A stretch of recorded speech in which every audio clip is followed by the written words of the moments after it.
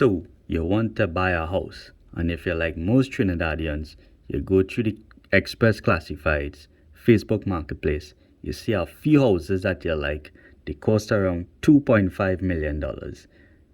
You say, good, I'll call up the agent or the owner and take a look at the house. And then you decide with you and your wife, I like this house. Boy, the house costs around $2.5 million, which is alright because you say, nice. I just watch a lot of $1 million listings on them fancy TV shows that you have on cable. And you say, nah, I'm not going to offer $2.5 million. I'm going to offer $2.2 million. The owner says, let me think about it. And then, bam, shot, he say, all right, we agree to $2.2 million. Everybody celebrate. You say, all right. And then you wait 3 days, you sign a sales agreement, you make a down payment. And in 3 days, you get your house and everybody live happily ever after. Just to recap, you were going to spend $2.5 million, but instead you spent $2.2 million and you waited 3 days to move it into your new home.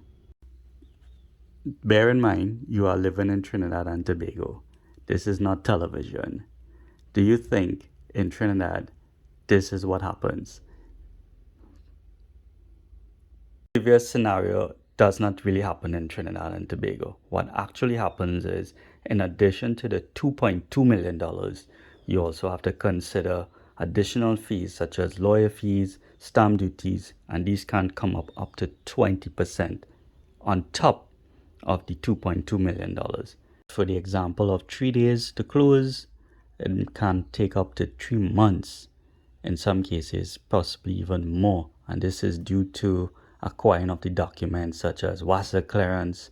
You have to do a valuation, preparing of the new deed, and this is with a bank mortgage. Now, if you were to purchase cash or bank-to-bank transfer, this time can be less, but on average, a sales agreement would be around 90 days or 3 months, with the option to extend in very rare circumstances. You may ask yourself, well, why does it take so long? Well, the thing is, in Trinidad, we still have a paper-based system, and all of these agencies don't communicate as effectively as they do in other countries, and our legislation has not been up to date with digital signatures and e-documents. Hopefully in the near future, all of these will be implemented and will help with quicker closing time of properties. So in conclusion, we learned that in purchasing a property, you have to cater an additional around 20 to 30% to the sale price of the property. You also have to learn to negotiate, and you also have to be a bit patient, and it takes around 90 to 90 days plus to close on a property. So it's a basic run through of the house purchasing process in Trinidad.